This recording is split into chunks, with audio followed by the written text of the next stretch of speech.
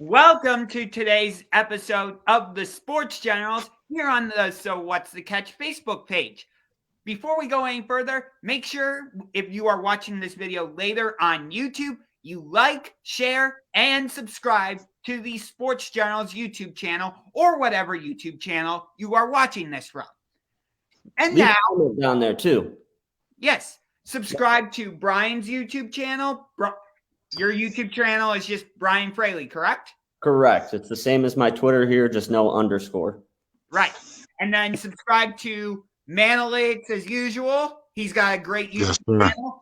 And then subscribe to my YouTube channel, Unger to the Max. Yes, sir. And now, what's up, fellas? And now, without further ado, God, I just sounded so fancy there. Ado. Let's get to today's show, shall we? Let's do it. There wasn't any big news that happened on Monday. I don't know what you guys are talking about. Yeah, yesterday was one of the craziest days in NFL in recent memory. Yeah. For an off-season day in the off-season. Yeah. Hi, Jenny. It really was. It really was. There was two massive trades that took place. First trade being the Seattle Seahawks, which we discussed this last week. They moved Russell Wilson, which we kind of felt there was tension there, but we didn't think it was going to actually happen, and it did. So Seahawks did trade Russell Wilson to the Denver Broncos, and then my guy, Carson Wentz got traded, and he is no longer a Colts. The day before that, we had Green Bay re-signing Aaron Rodgers. So there's so many moving pieces that's going on, fellas. It's a lot to cover in this. Yeah, that Aaron Rodgers domino was kind of the first one to fall over, and it just set off this chain links of event where, one trade after the other happened. Everybody was kind of waiting on Rodgers to see what he was going to do, and then they were going to make their moves. And I thought it was kind of questionable timing by the Broncos. Like, as soon as Rodgers announces that, then they make the trade. Like, I kind of made it clear to Wilson that, like, hey, you were our backup. Like, we wanted Rodgers. We were going to wait and see what happened with him, and then we settled for you. Like, that's how I would feel about it if I'm Russ, like, to be honest. So I think it was a little bit questionable. I thought they could have let the Rodgers news settle a little bit before, announcing all the details of the Wilson trade. And I don't know. It was strange, but it definitely shows where Denver was, planning on going. If they could have got Rodgers, I think that's what they were going to end up doing. Right. And, with everything that Denver was doing in the offseason, all the pieces appeared to be falling in place that Rodgers was going to Denver, starting with the most obvious one, which was the Broncos, hiring Nathaniel Hackett as their new head coach. Right.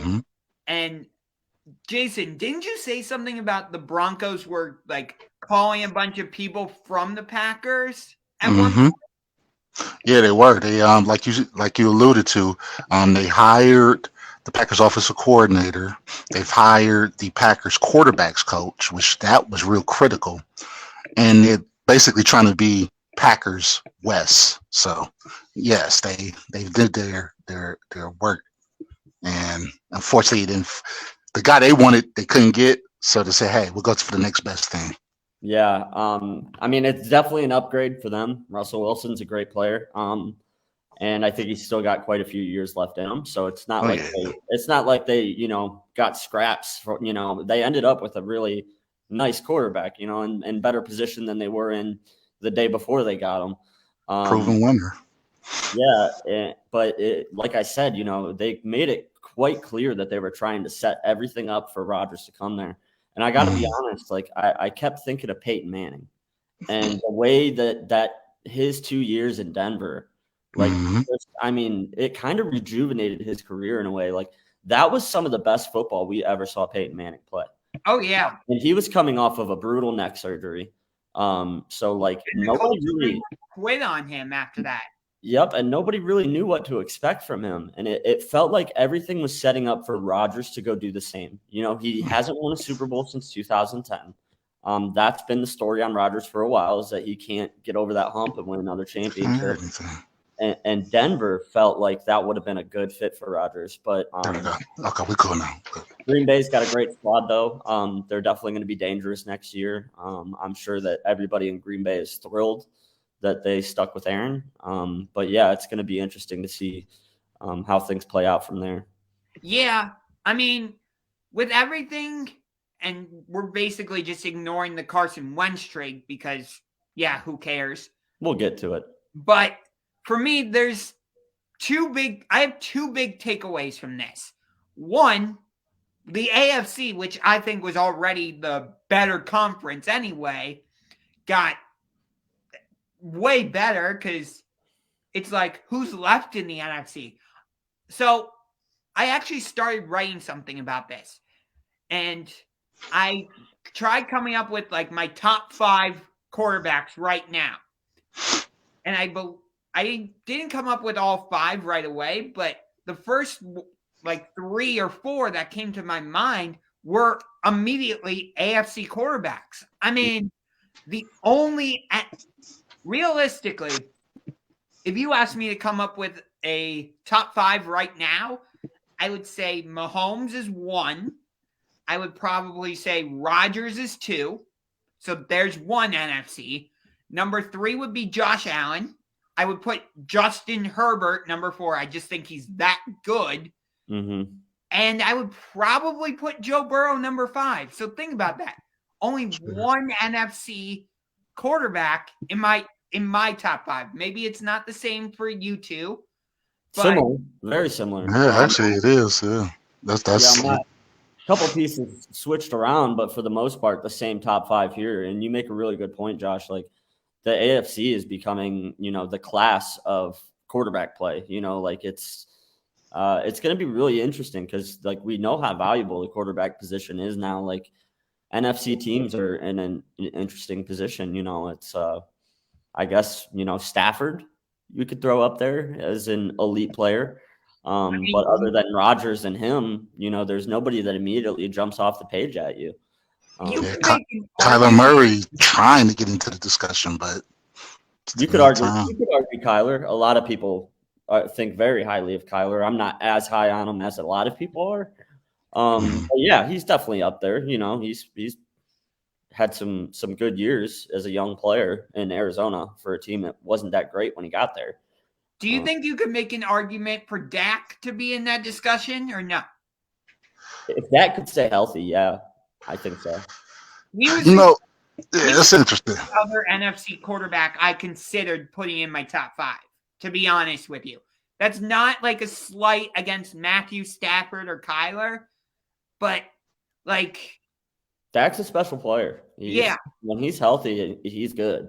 Right. And the other thing I had with Stafford, I'm just like, let me see him do it not necessarily win the Super Bowl, but like, he did that, so right. Check that one off the list. Right.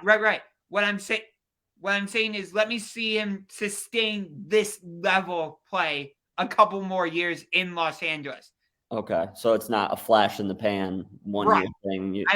He sustained it though his whole career. It's just, the general public hasn't had a chance to see this is what he do on a regular. That's what I'm saying. I want to see him sustain it a little bit more. Like, show me that this wasn't just, okay, I'm out of Detroit. Like, now I can be a 1-year wonder. Stay in contention, that's the thing. This is where my top 5 differs from you specifically. Okay. Is I put Stafford in the top 5. That's fair. And I was higher on Stafford than a lot of people while he was in Detroit. Like I've been screaming from a mountaintop for years, like, yo, this guy is special. He's been doing these no-look throws and these, sidearm, like the things that people rave about Patrick Mahomes. He's been doing. He's just been doing it in Detroit with a dumpster fire of an organization around him and no eyes on him. So, nobody was really seeing what he's done. So to me, Josh, I disagree slightly because I think he has sustained that level of play for the past few years. He just now had the pieces around him where he could showcase that. Yeah. Okay, that's a fair argument. And in my top five, I would say is, number one, I got Mahomes, of course. But Mhm. two, I actually had Justin Herbert rated that high. Really? I think he has that much ceiling. Just his mechanics and the technical things. So I had him number two. I actually got Russell Wilson number three. Number four, I had Aaron Rodgers. Hmm. And then that fifth slot, I'm starting to fall on over Joe Burrow, but of course Josh Allen. I Josh just Allen has to be number five. I can't believe you've got the back-to-back MVP all the way down at number 4. Yeah. Because I mean, yeah, it's like the regular season awards. That's fine, but he got to impress me more than just regular season stuff in the NFC Central. Like I want to see, or the NFC North, rather. I need to see more from him, and I need to see him in the playoffs. That's fair. I Yeah. think that's fair. The postseason criticism is it's accurate. The numbers show that Rodgers is not the best in the postseason. Yeah. I still have him as the best quarterback in the league. I have Mahomes and Allen in a fierce battle for the number 2 spot. So I like still- 2A, 2B, pretty much. exactly. And Okay. then I would put Stafford and Herbert as 4 or 5. And the two of them kind of interchangeable. I'm with Jason. I think Herbert's got a higher ceiling. Okay. So He's basically, we're all on the same page in terms of the AFC being the yeah, definitely. yeah. Even the guys that we disagree on, they're in the AFC. Like they're not NFC. So yeah. And Russell Wilson was in the NFC, And but but he's in now the he's AFC in now. the AFC. Yeah, Right. I mean, it's an embarrassment of riches for the AFC right now. I mean, look at that division. Period. I mean, their It's the quarterback. best division in football. Man, that's tough. Yeah. Did you say we played them? We played them this year? Yeah, AFC West? No. no, thank God. Oh God, what a We good played- quarterback. We played the AFC West this season. Next season we played the AFC East. Yeah. Oh yeah, it's going down. I mean, poor Derek Carr. He looks like pretty pedestrian compared to the other 3 quarterbacks in that division. Man. He ain't that quarterback. I'm a Derek Carr fan. I think he's good, but he is not elite. He's not those guys. I think James said this on So What's the Catch yesterday. He's the worst quarterback in the division. Yeah, out of all the divisions in football, he's That's the fair. best number 4. Yeah. That's fair. Yeah. Baker Mayfield ology. And then my other big takeaway, I would say, is like the idea of drafting a quarterback and developing them seems to be gone. Because think about it.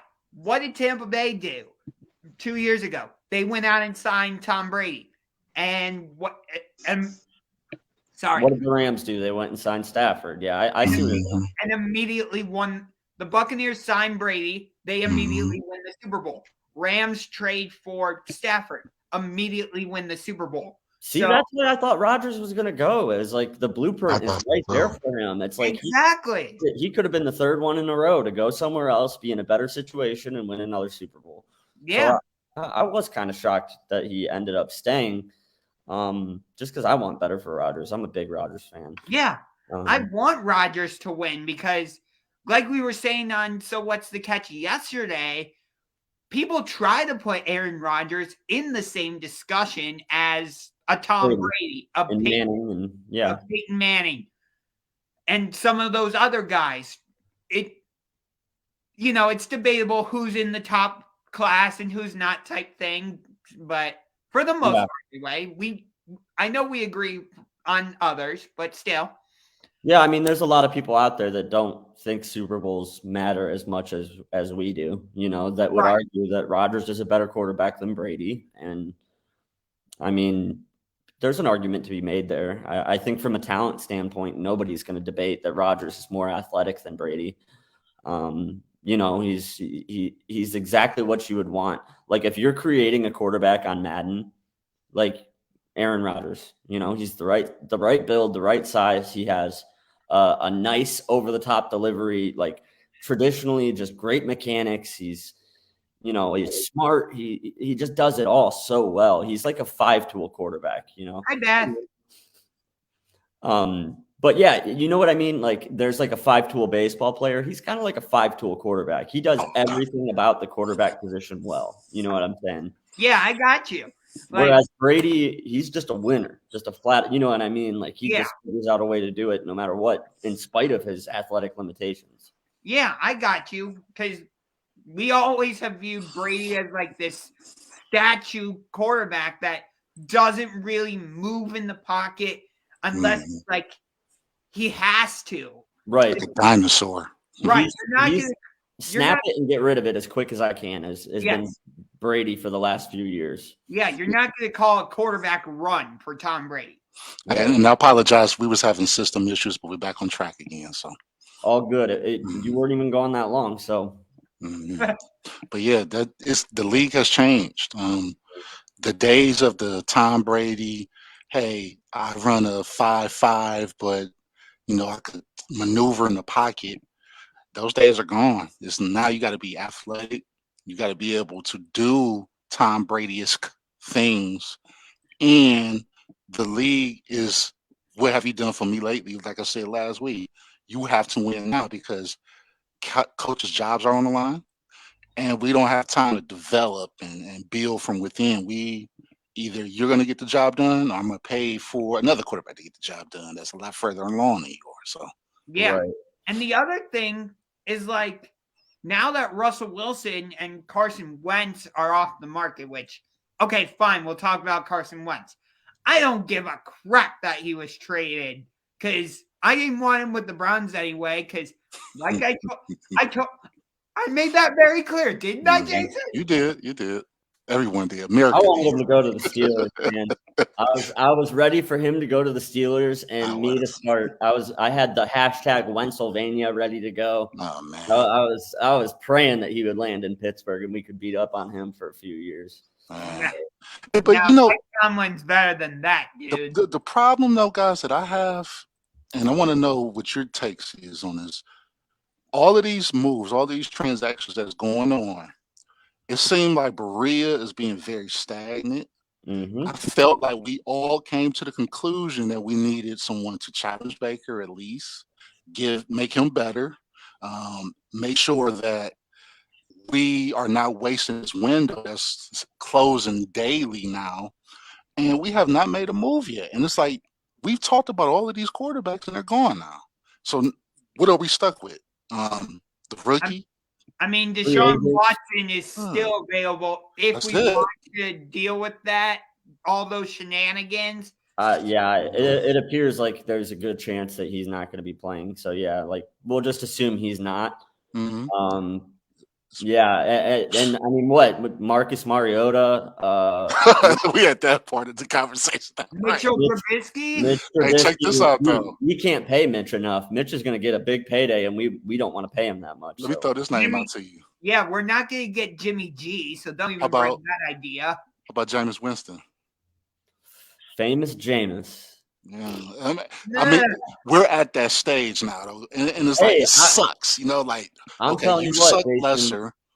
I know that like it's kind of tongue in cheek, but like I take Jameis Winston over Baker Mayfield. I would too. I wanted to make sure I wouldn't be happy about it. You know, I wouldn't be thrilled. It's more of like a lateral move, but yeah, I mean, I think he's got way more talent than Baker. We could do more with him than with Baker. Okay. Yeah. Another thing is the best ability is availability, and you know, is he going to stay healthy?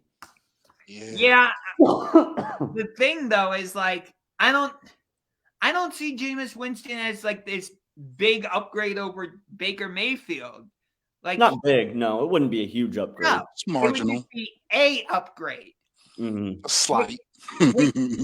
Unfortunately, with how the league now is, like we just were talking about, how like you get an elite quarterback and you get instant results. Yeah. Sorry, Jameis isn't going to give you that. Well, let's dive into this though. What qualities do both of them have that's kind of similar? And I'll tell you, it's turnovers, right? So we throw turnovers out the window. Now, are we percentage, yards, And we know that Winston's going to hit Njoku. He's Mhm. going to hit. We know that he'll purposely try to find these guys. And it seemed like I think that he not only is bigger than Baker, not only is he quicker and more mobile, but I think that despite the turnover portion, I think it's still pointing upwards as far as it being an upgrade over where Baker's at. Yeah. I get Jameis has that. a cannon too. You know, he has a strong Dude. arm. Like the one thing that people can say about Baker is he's got an absolute hose. He does. He's got a very strong arm. Absolutely. But Yeah. Jameis matches him there.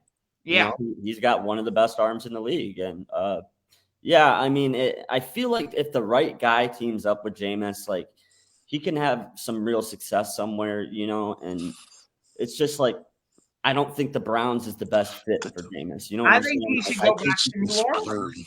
Yeah, I think New Orleans would be a much better fit for him. And Yeah. you know, he did very well there. Yeah, because if you think about it, like New Orleans offense is not going to be as run heavy as we are. Although we don't know what type of offense they're going to run now. That's the other thing is Jameis he's used to throwing the ball 40, 50 times. You exactly. know? You're not we're going not to doing do that. You're not going to do that here in Cleveland because Right. it's going to be very run heavy. So I don't. As much as I would like Jameis over to Baker Mayfield, it doesn't fit. So I don't think the offense would get. That's why I don't think the offense would get that much better. I don't know. Yeah, Man. I mean, I kind of feel the same way about the other guy that has been mentioned a couple times, and Kirk Cousins. You know, to me that one doesn't excite me at all either. You know, and is he better than Baker? Just keep Baker. Probably. You know, that's a unilateral move. Yeah, I mean, yeah. So the way things are going, it seems like we're going to keep Baker. I mean, here's the one thing. Free agency doesn't officially open until I believe it's next Wednesday, if I remember correctly. I double check on that. Tampering, right. Yeah, so you don't know. Maybe the Browns are planning on doing something. We can all hope and pray, like Baruch atah Adonai. They ain't did nothing yet, so. Jason, I got one I'll throw back at you. You threw out Jameis Winston. Let me throw Jordan Love right back at you. What do you think about Jordan Love? That's interesting. He is young, but we don't have, from what I've seen, the games that I've seen him play, it seemed like he was in over his head. It seemed like he was a developmental player. Will he challenge Baker? I think Baker's probably going to beat him in training camp, but that's interesting. I mean, it can add depth. Yeah, you know, as a backup, and that could help his career in the long run. But as far as what we're trying to do now, because we're trying to win now, and that window's closing, I don't think that he helps that window stop from closing. See, if anything, he expedites it. See, I feel like the window for us competing, possibly to possibly get into the AFC Championship game at the minimal, has already closed. I really do. The current roster we have, I agree with you, Josh. I don't think this team makes the playoffs. And not just because of that, but because of what we were talking about earlier. Like, you look at the entire AFC West, the Broncos are reloaded. The Raiders made the playoffs last year. Mm-hmm. The Chargers were within a Brandon Staley knucklehead decision of making the playoffs, and Patrick Mahomes is there. And then you look at the AFC East. Josh Allen and the Buffalo Bills aren't going anywhere. Right. Mac Jones and the Patriots, they appear to be back, and we'll see what happens with the Dolphins. Maybe. We'll see. Yeah. And then you look at the AFC South. Tennessee, I don't think is going anywhere. We'll have to wait and see what Indianapolis is doing. And then you look at our own division. I think the Ravens are going to be reloaded because the only reason their season got so derailed is because of the amount of injuries they had. Cincinnati just went to the Super Bowl And I don't think that was a flash in the pan, but they got to reload their offensive line. We've certainly talked about that. Yeah, all those teams are in way better position than us. Exactly. But I want to challenge you guys, though. And then we don't know what Pittsburgh is going to do. Yeah, but this is what I would say. The only reason I'm saying the window hasn't closed yet, and I have optimism, is because, again, of all the teams that you guys just named, I think we have a better offensive line than every last one of them. You're kidding me, right? No, Football Focus actually graded us as the number one offensive line in football. So that's there's a lot of analysts out there who would argue that the Browns had the best. I don't necessarily agree with that. I think we have a very, very good offensive line. Yeah, I do agree with you there. But in terms of like, look at what we did last year and look at the roster now. Where have we got better? Nowhere. But again, guys, like the amount of sacks that was given to Baker, I would say 75% was his fault. Okay, so if you take that out the equation, we have a run game and we have an offensive line and we have a defense. We just need a coordinator. Do we have a defense? Yeah, do we have a defense? It's the coordinator, man. I mean, we got the talent, but they can't do anything unless they're told where to go and where to align and can we blitz someone for it, crying out loud? Like, we don't do any of those things. I mean, Clowney's gone. Clowney's gone. Yeah. I got to ask you straight up. Do you really think we have the talent on defense? Because, like, I don't think John Johnson is re-signing. I don't know if Walker's going to re-sign. Johnson under contract. I'd say, I mean, Garrett, Ward, and JOK are three good players. Beyond that, exactly, nothing about this defense does it for me. Like we have holes on the D line. You know, we need depth in the secondary. We got a lot of problems. You know, we just came off of a 7-10 season, and in my eyes, we haven't done anything to get better. And a lot of the teams around us have gotten better. So it's like, for me to expect this season to go any better with Baker Mayfield coming back to be our starting quarterback. Sorry, I don't think this team can go 500 with Baker as quarterback. I mean, I don't disagree with you, Bryan, with anything you just said. 100%. I think Myles Garrett and Denzel Ward are our two best players on defense. We have no wide receivers right now either. Right. You know, Jarvis is up in the air. We don't know if he's going to be back. Beyond him, DPJ is our only, and he's not a number one receiver. Yay, DPJ! Yay! But there's free agents. Free agency hasn't started yet. But who's going to want to come to Cleveland? Godwin's off. Whoever throw the money at him, that's going to want to come. And for two, okay, I hear what you guys are saying, but let's look at it from more of a league standpoint. Is it fair to say that Myles Garrett is probably the second best defensive player in football? No. Aaron Donald? No. You don't? Yeah. No. TJ Watt? Really? Okay. Yeah. So Myles Garrett doesn't crack your top 10. Cracks the top 10, yeah, but he's not the top two. Top 3. Top. I mean, you see where we're at with it. So we got we have a top tier talent defensive end. Well, all he does is rush the quarterback. He doesn't run defense. Right. He can only do so much. Right. Even if he has as good a year as he did last year, and last year was a special year for him. So if he produces to that level, which is expecting quite a bit from the guy, we still finish 7-10. Yeah. And you want let me throw this at you. I mean, we signed Jadeveon Clowney, right? Right. And think about the numbers he had. Why do you think he had those numbers? Because all the attention. It's because of Myles Garrett. Exactly.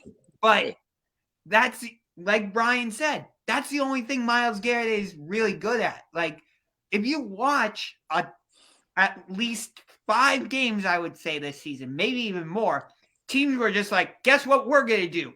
We're going to run the ball. And which side are we going to run it on? Myles Garrett's side. That what that lets you know is he's not the issue. The issue is we need a nose tackle or actual interior defensive lineman, and we need linebackers. That's what we're saying. That soars up there. Yeah, that's what we're saying. Those are big needs, and those are big holes that are on our defense right now. Right. And secondary, they're solid, but they're not what I was expecting for them to be.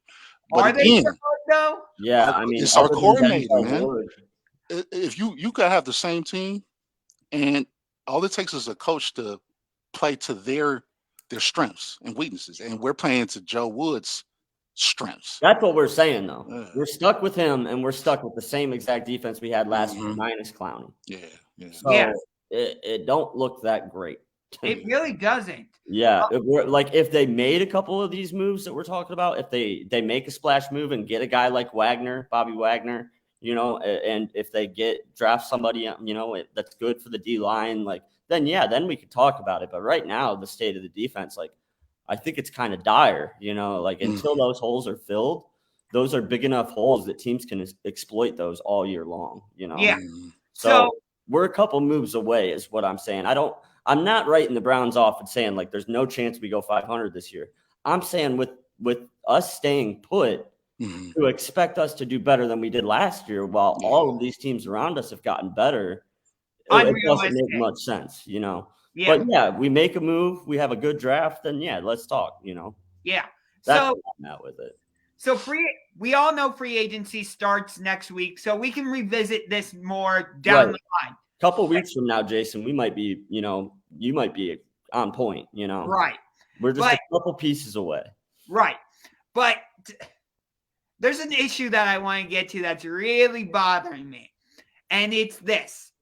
It feels like every nationally televised game, it's the same teams being put on TV all the time. It's either in the NBA, it's the Knicks, the Lakers, or the Celtics. Even that was even before the Lakers had LeBron, and even when they didn't have Kobe, may he rest in peace. And then you look at the NFL, it's always, the Dallas Cowboys are in a big nationally televised game. And there are a few other franchises you could put in that discussion for the NFL as well. And then you look at MLB, it's the Dodgers, it's the Yankees, it's the Mets. Huh? The Mets, they pump that agenda. Yeah. And then I'll throw the NHL in there. It feels like it's usually the Penguins, Bruins, teams like that. Kings. Huh? The Kings. Back when the Kings were real Stanley Cup contenders, I would agree with Let's be honest, Josh. The NHL doesn't deserve to be in this conversation. None of them are even close to being the value of the teams are that you've mentioned in the other leagues. Okay, fine. Okay, fine. They don't have a major market in the NHL. Okay, fine. Forget sorry, NHL. We're just gonna politely push you out the door. But it's just why is it that I get it. The Cowboys are supposedly America's team, although I would argue they are not, because they have not been relevant since the late 90s. But why are these teams forced down our throats? It's I don't want to see the Knicks on ESPN all the time. I don't want to see the Cowboys in another high-profile game where it's the Dallas Cowboys are playing the New York Giants. Both teams are 1-4. Right. Guess what? We're CBS. We're still gonna send Tony Romo and Jim Nantz to call that game. It's no, there's a way better game I'd rather watch with you guys at the call. Yeah, but that's just you. That's you, the mega sports fan that knows everything. Yeah, I hate to be this guy, but I got to blow this argument up completely, because at the end of the day, all of these sports are businesses, and it's all about ratings and it's all about money. And Forbes 2021 list of teams, you ready? There's 3 teams you put on this rundown today. You've had the Cowboys, the Yankees, and the Knicks. Okay? Listen to number 1, number 2, and number 3 in the world, including Real Madrid, including Barcelona, including Manchester United. Number 1, Dallas Cowboys. I knew it, yeah. $5.7 billion. It's crazy. Number 2, Yankees. New York Yankees, $5.25 billion. Number 3, New York Knicks, $5 billion. That's the 3 teams that were on the rundown that you mentioned that are being shut down this day. So these are the three teams that make more money than any other team in the entire planet. The Yankees and the Knicks come from the largest city in the United States. So just based off of population, they're going to have the most fans. They do have the most fans. This is just, it's statistically verifiable that New York has the most fans. So when you want to talk about fair, honestly, they might not show them enough. They might not show them enough. Oh, man. Because if we want to talk about being fair, Cleveland, let me tell you what, they're down somewhere near the bottom of this list. They would never see, if you wanted what was fair based off of what these markets do and the numbers they bring in and the money that they brought in, we would never see a Cavs game on national TV. We would never see a Guardians game on national TV. So are they being that's wrong? Yeah. I don't think so. I think that they're making incredible amounts of money and are incredibly successful doing what they're doing. So if they weren't making money and they were putting these teams on TV and it was like, yo, the Cowboys don't make money, why are they on the air? The Yankees don't get viewers. Why are they on the air? The problem is that more eyes tune into these teams that you mentioned than any other team, regardless of the standings. That was marvelous. So, that was a marvelous take. That was marvelous. And yes, you are 100% accurate with that. It is always about the money, of course. But I to go to Josh's theory, it does feel like the league still will push the agenda that, hey, there's so much parity. So you can win this year or this team can win this year. Everybody has a chance, right? mm-hmm. And then you're still focusing on just the Cowboys. And you want them to do good. So you have more primetime games set aside for them. Right. Versus the up and coming team. So it's all about the money. But if we dig deeper into this, the guys that's behind those multi-billion-dollar corporations, the Jerry Jones of the world, the Steinbrenners, I believe that they have an influence with the other owners. And because of that, because of them being able to get agendas pushed through when it comes to collective bargaining agreements or just a simple tax reduction or whatever the case may be, they have the power amongst the other owners. They have the power with the commissioner because the commissioner is looking out for their best interest. So as a pat on the back, we'll air your team a little bit more than, let's say, the Chiefs or so, or somebody of that nature. So I think it's some behind the scenes stuff with that also. Very well said, Jason. That's a very awesome point. I really like what you're saying there. And it is kind of hypocritical when they're saying like, oh, anybody can win. But yet here we are with America's team. And let's be honest about Forbes too. Like we got to remember, like, who's brushing elbows with the people at Forbes? Probably the Jerry Jones of the world, the Steinbrenner. So they might be getting favorable valuations, and it might not actually be worth as much as they say they are. So yeah, there's an argument there too. And Josh, I agree. You're right. The Cowboys are not America's team anymore. They're not. I think you're right about that. But here's the problem: the Cowboys are the world's team. Any other country but here, like, ask them what's the most recognizable brand. It's the star of the Dallas Cowboys. When they go to London and play then? It's like, why watching the Jaguars and the Heat and the Texans? But the commissioner wants it to be a global league. You see how many of these trash games he throws over there at Wembley Stadium, and he had Jets Falcons over there last year. They want to be a global brand, and that's why, even though you're right, Josh, the Cowboys, like, I don't want to see them on prime time. Like, not being a 500 team year in and year out. I'm tired of it too. But from a business standpoint, I understand as a fan, like, I'm not going to get what I want in this situation because those teams, they make the big bucks, and right. It just feels like even when these teams are rolling in the dirt, like, they're not going to be good. Like, there were a couple seasons where, like, Kobe had retired, LeBron wasn't with the Lakers yet. You knew the Lakers were going to be garbage, and yet they were on like 10 primetime games still and I'm just like, Are you serious, NBA? Yeah. Like, and I get your point, Bryan, that, like, they're a recognizable team. Heck, I even have a rally towel, but that's only because that's what I got when I went to see them as part of my quest to see all 30 NBA teams' arenas. That's why I have the Wizards pennant. That's why I have the Warriors pennant. That's why I have the 76ers pennant behind me, which we will get to the 76ers in a couple minutes. Mm-hmm.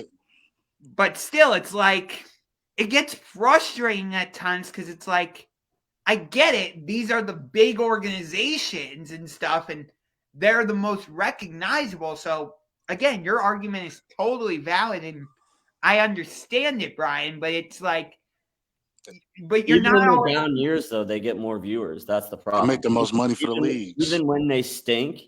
I mean, go look at the last time the Lakers had a down year and look at their numbers for their nationally televised games against the other teams. And I bet you teams like, small markets like Milwaukee Bucks and Toronto Raptors, like these teams that got really good, I guarantee you that their primetime games still didn't get as many viewers as the Lakers got. 7 p.m. Yeah. So that's the problem, man. It's just like they have so many eyes on them no matter what they do. So even if they're 0-82, like they still have such a big following that like it's just economics, it demands that they put them on TV that many times. Yeah. Just and from if they didn't, they're going to have a lot of people calling them saying, hey, why isn't LA on TV? They make more money than anybody, else in the league. Why aren't we on TV? You know what I mean? It's going to open up the argument from the other side. So, and here's the other problem too that I have. It's like, when these teams are on these nationally televised games, you could look at the schedule and be like, okay, this is the better game. And I think more people would probably tune into, rather than, let's say, Lakers Spurs, that's on ESPN. Let's say the 76ers are playing the Hawks, for example. It's all marketing, man.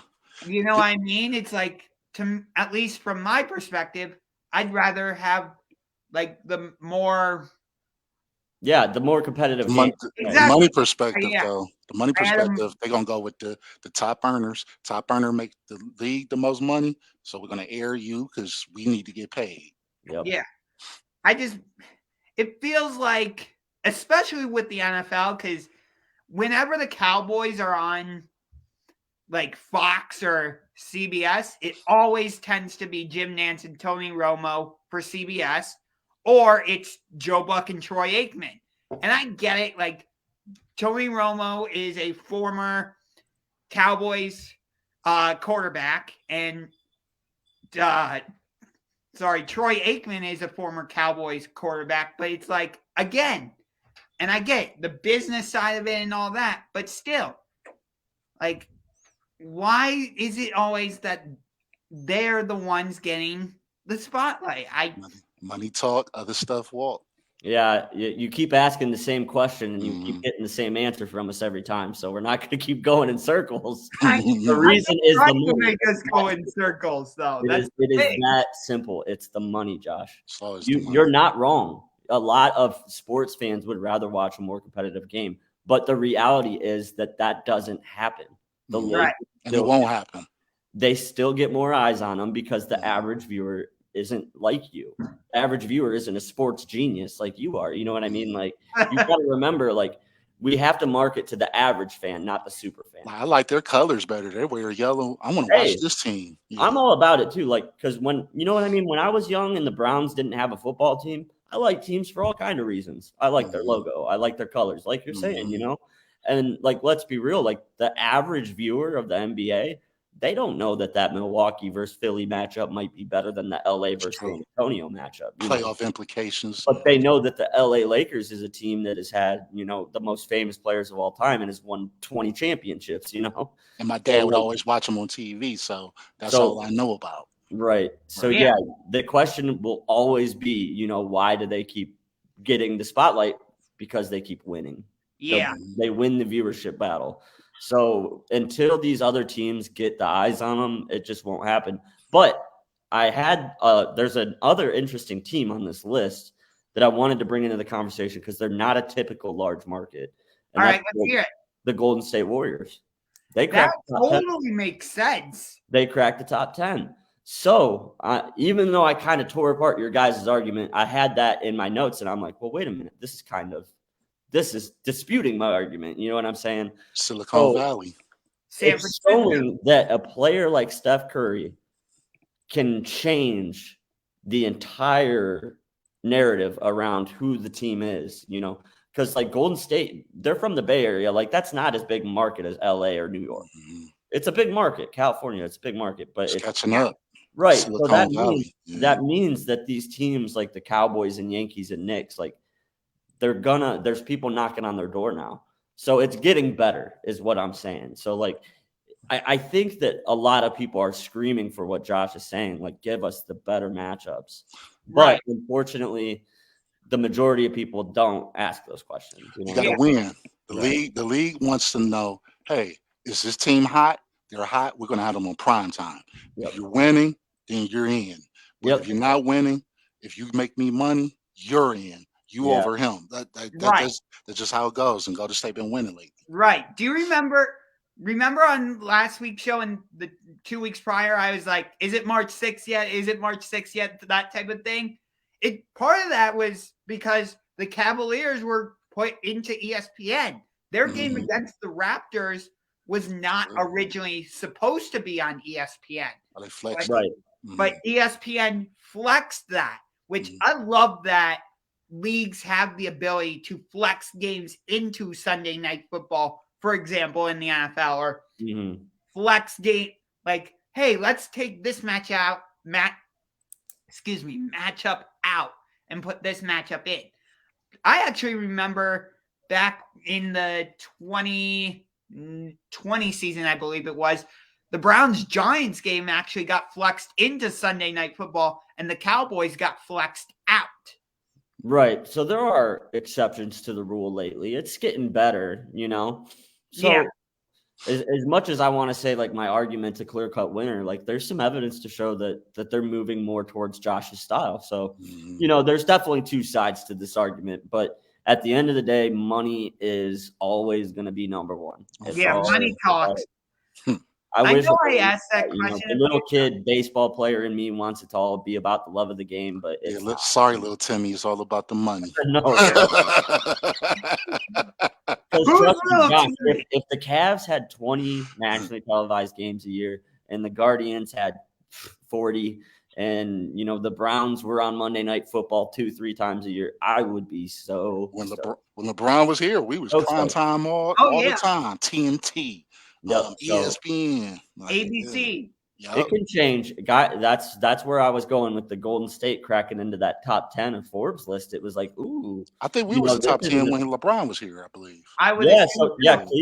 Cleveland cracked the list while he was here. So it goes to show, man, like you get a player in the draft like a Curry or a LeBron, and you can end up being one of those teams that people are crying like, why are they shoving this team down my throat? Well, it's because they got the best players of all time there. Yeah. So I know I asked that question a few times during that argument. It's just, and I understand it, but like I said, the whole thing's just frustrating for me because it's like I'd rather watch competitive games rather than it's Lakers Spurs. Woohoo! Sometimes you just gotta pat little Timmy on the back and say, you know what? Let's go get a shake. Let's go get a Coke. Maybe we could about the world. Let's play some catch or something. But unfortunately, they're not going to be on TV tonight. Right. Who's little Timmy? The little Timmys, Jimmys and Joes out there. Right. Okay. All right. So we got a little over 10 minutes left. There is a very big game on tonight. We've been talking about whether this could develop into a rivalry or not. Yeah. It is the Brooklyn Nets taking on the Philadelphia 76ers. Oh. Ben Simmons will be in the building tonight, but he is not playing because of his back spasms or whatever. I have a prediction, and I think you guys are probably going to agree with me on this. The game following this 76ers game, which coincidentally enough is against the Knicks on ABC. So there you go. Ben Simmons is going to play. I think he's just doing Are you serious? That's my prediction. I think he's doing this because he doesn't want to play. He didn't want to play tonight's game. My question is why even make him travel to Philly? Like, they're putting him in a really bad position. Like, if he's not going to play tonight, He putting himself in a position, man. You know what? No, I feel you on that one. Jason. That's I feel, fair. Go ahead. They Elaborate. made the trade. Yeah. They made that trade, and they're like, man.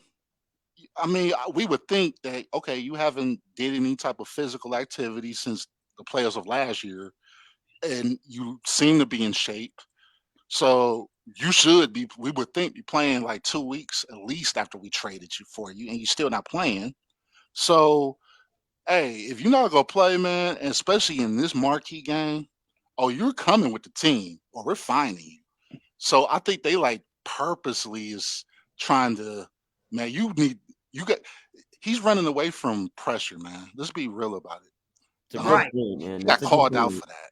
Yeah, he begged to get out of there. So yeah, he really did kind of dig his own grave here. So yeah, I guess I don't feel so bad for him when he's going to be sitting on the bench and having God knows be booing him all game. My fear is that something's going to happen, like that a fan's going to throw something at him and like a fight's going to start or something. And yeah, I mean, it just seems like it could be all avoidable if they just let him stay home. But yeah, Jason, you're right. It's like, hey man, you did this on yourself. Yeah, you set the stage for it. You knew no matter where you go, you were going to have to come back to this building eventually. Yeah, because everybody plays everybody eventually. Yeah, even if you're not in the same division. So you're that's right. a good point, Jay. Yeah, I got. Now that you say that, yeah, he should be there. He's got to be there. You need to be And playing. Millions of dollars, man. Like if you're not going to play, put a suit on, and sit on the bench. Maxed And out. here's the other part of the equation too: is like, why not just play this game, get it out of the way? Because like right now, I'll look at the standings, but Brooklyn, I believe, is the 8th seed, so they would be in the play-in tournament. Mm-hmm. Philly's number 2 in the Eastern Conference. I'm double checking right now. Yes, it's tight though. It's tight. No, Philadelphia is correction. Philadelphia is number 3 in the East. Okay. But Brooklyn is number 8. So let's say Brooklyn gets out of the play-in tournament and, you know, they somehow win their first round series against whoever it is. They could potentially play Philadelphia in the second round. So get it out of the way is what you're saying. Just exactly. That's a good point. But Ben Simmons should have been playing to get in shape to, you know, this. Yeah. Let's think about it. If the trade happened, about 3 weeks ago, 4 weeks, a month. It happened right before the Super Bowl because remember on our Super Bowl live stream, right at the end, that's when I broke the news to you guys. Right, yeah. Right. So he should have been playing like to get it out the way where he would have been ready, locked and loaded and ready to play tonight. Mm-hmm. And it's like he's delaying this. And it's like it's just adding more pressure to him. It's adding more fuel to the fire. Because think about this. I told you when we talked about who won this trade, I said Philadelphia. I'm pretty sure I'm the only one that said Philadelphia won this trade. Correct me if I'm wrong, but I was bandwagon. I had said this. I initially said the Nets got the deal. I'm like, no, I like the Sixers.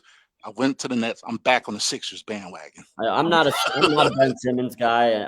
I think James Harden is fitting really well in Philly. I think they got the better end of that trade for sure. They look great. I wouldn't be surprised if they smashed them tonight. Either way, it's they in Philly? Huh? They in Philadelphia? Yeah, they're in Philadelphia. Oh yeah, so Kyrie playing. Okay. Yeah, Kyrie. Yeah, it's gonna be good. Oh, don't even get me started on Kyrie. Oh my Mr. God. Part-time. Oh my God. I had to check to make sure it was a visiting game. What's wrong? So he'll be available. Don't even get me started on him. Josh, what's your problem with Kyrie? You saw what he did against Charlotte the other night in Charlotte, dropping 50, right? Oh yeah, he's a dog. He's a problem, bro. Right. If you ask any basketball fan, I think they would be remiss to say anybody has better handles than Kyrie. He's number 1. Yeah, he's elite. When he's out on the court, he puts on a show, right? Yep. He can put up 50 like this anytime he wants. Yeah.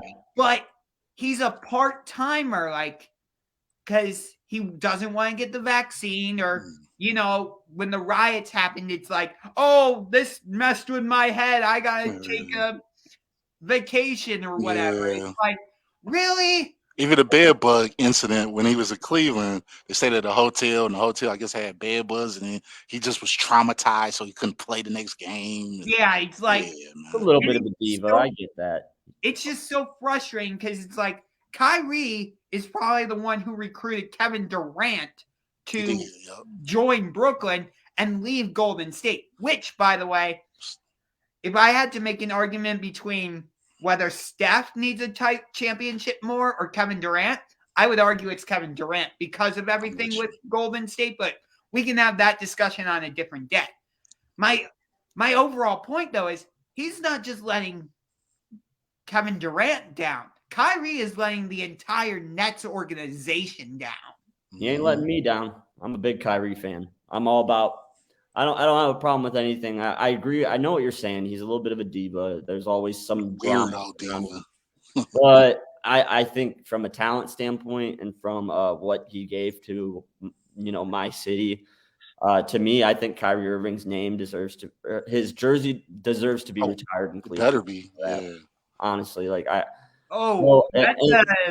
and like the thing with Kyrie being a part-time player right now, like the problem is like he's allowed in the building. He's allowed to sit on the bench with no mask on, but he ain't allowed to play. Explain that to me. How is that Kyrie's problem? It's not Kyrie's fault. Politics. It's not Kyrie's fault that there's a dumb hypocrisy in place in New York that he has no control over. Like you're telling me I can't play on the court, but I could sit on the bench next to my teammates with no mask, unvaccinated. Like, yeah. Or visitors could play in our arena with not being vaxxed, but because I'm a part of the team, I can't. It's all just that's why it's like I don't agree with people hating on him for not doing something.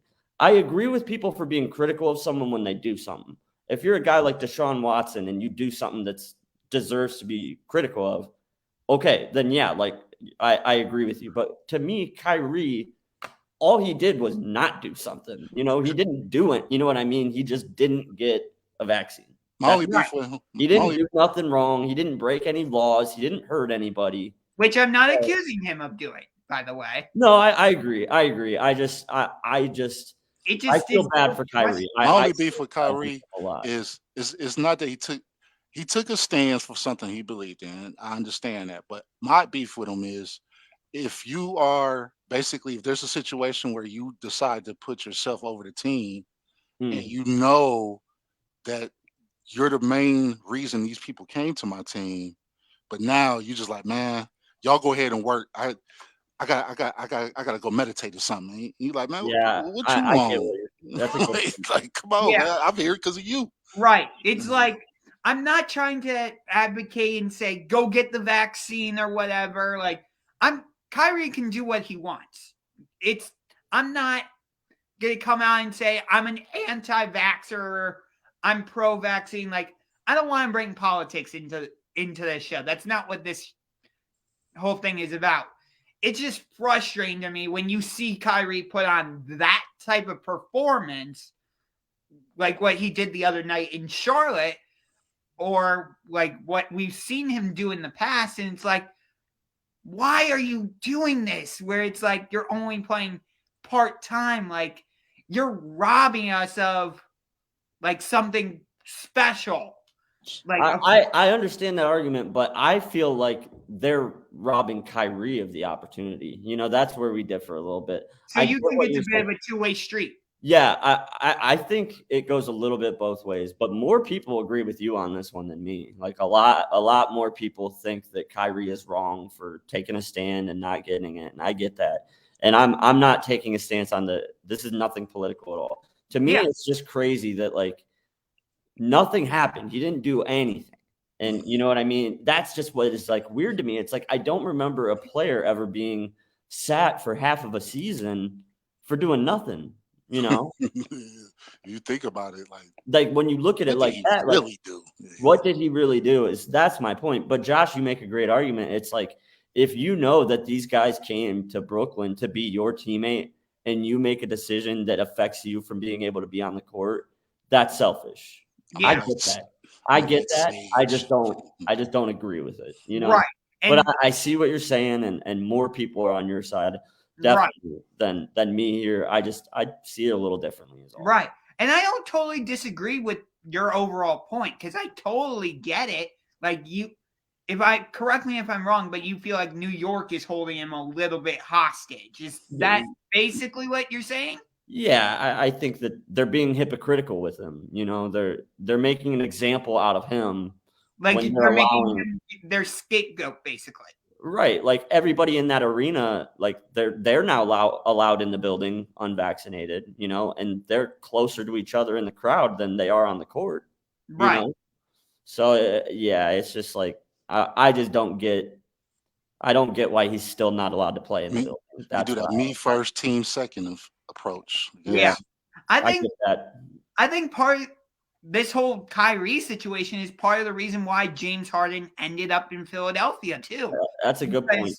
When Harden went there, he thought, Kyrie was going to come around and get the vaccine, become a full-time player, and and they would, the three of them, him, Kyrie, Durant, would become this unstoppable force and just run their way to a championship. Harden problem. He just quit on when he's done and he checks out mentally, he just quits. And this is a different league now, man. I want to go on the weight loss system that James Harden is on. Because remember, go back to when he quit on Houston. He puts on all this weight and it looks like he's wearing one of those fat suits.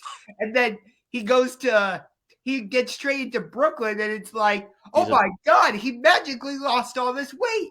And I feel like the same type of thing has happened in Philadelphia. Towards the end in Brooklyn, it's his hamstring and he's putting on all this weight and stuff. And hamstring problem.